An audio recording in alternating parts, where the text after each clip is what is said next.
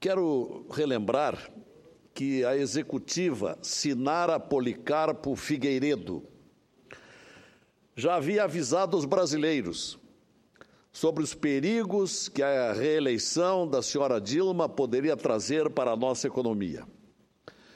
E foi demitida por desnudar a verdade pela qual o país passaria pouco tempo depois. Foi afastada de suas funções de superintendente de investimentos do Banco Santander, por falar a verdade. Sabíamos que a senhora Sinara estava certa. Há tempo se alerta e fala sobre os erros cometidos pela administração Dilma, que vem fazendo o país retroceder diariamente. O epicentro da crise está no Palácio do Planalto.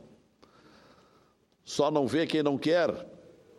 E espalha-se pelo mundo político e pela economia de forma triste, danosa e avassaladora. As contas públicas foram desequilibradas, investimentos foram mal feitos, o tripé macroeconômico do Plano Real foi desprezado e a corrupção espalhou-se como uma doença crescente e incontrolável na administração pública. E ontem, como todos os oradores têm realçado aqui dessa tribuna no dia de hoje, ontem fomos rebaixados pela mais importante agência de classificação de risco internacional. Nosso acesso ao crédito estará, a partir de hoje, mais caro. O dólar, que é o responsável por determinar o preço de bens como soja, milho, petróleo, deve disparar. A vida dos brasileiros, lamentavelmente, vai piorar. E estamos em estagnação. O Brasil não suporta mais decisões equivocadas, uma condução irresponsável da economia, a implementação de políticas insensatas, como a malfadada nova matriz econômica, responsável pelo golpe final do desmonte da estabilização econômica. Desde que o PIB começou a ser medido no Brasil, em 1948, essa é a primeira vez que corremos o risco de emplacarmos 2 anos seguidos de recessão. A nação não suporta mais a insensibilidade desta presidência do país, que acredita ter soluções para tudo, mas que somente entrega tristeza, agonia, prejuízos, incertezas, maquiadas por pedaladas e ações de marketing. A presidente errou, falhou e falseou em sua campanha para milhões e milhões de brasileiros que foram enganados. Uma maioria que hoje se mostra indignada, toma as ruas, clama por mudanças. E como uma presidente pode governar protegida do povo por placas de aço, como se viu no 7 de setembro? Esse governo perdeu a legitimidade econômica, política e popular. As agências internacionais não recomendam mais o Brasil. O governo nada aprova no Congresso e a desaprovação da presidente bateu todos os recordes conhecidos. Uma presidente com 7% de popularidade não possui mais legitimidade para governar, senhores senadores. Boas peças de propaganda ajudam a ganhar a eleição, mas não são capazes para dirigir uma nação como o Brasil. Nosso país precisa de um governo sério, atento, focado em solucionar os problemas que aí estão. Pergunto, como um governo que produziu a crise será capaz de resolvê-la? Dentro do próprio governo, não há mais consenso sobre as medidas que devem ser tomadas. O ministro Levi não conseguiu levar adiante o seu plano de austeridade. O vice-presidente também foi sabotado pelo próprio governo na articulação política.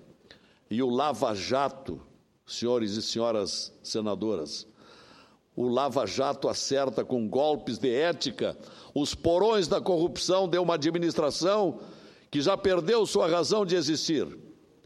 Diante da incompetência, propõe novos impostos. Ora, convenhamos, os brasileiros não suportam mais impostos. Então, o que seria preciso fazer?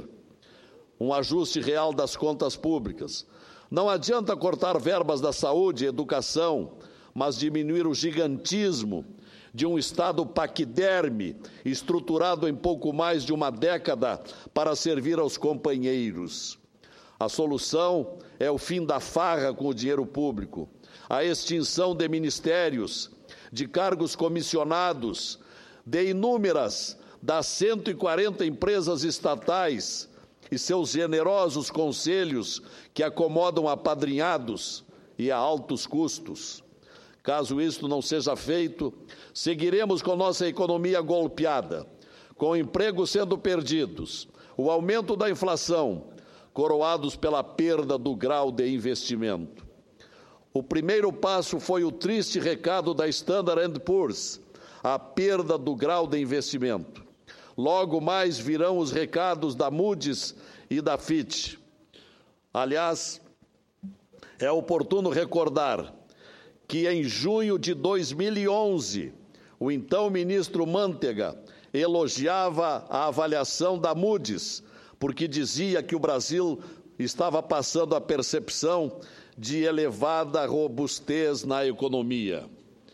E é bom lembrar ainda, quando se critica as agências, que a Standard & Poor's foi a primeira agência de classificação que deu grau de investimento ao Brasil em 2008. E em 2011 também, com a Moody's, elevou a nota do Brasil. Portanto, não se procure agora desqualificá-las, porque elas fazem as constatações sempre no momento. Por tudo isso e mais um pouco, este governo nos transformou em maus pagadores. O brasileiro não pode passar por mais este duro vexame agora imposto pela presidente.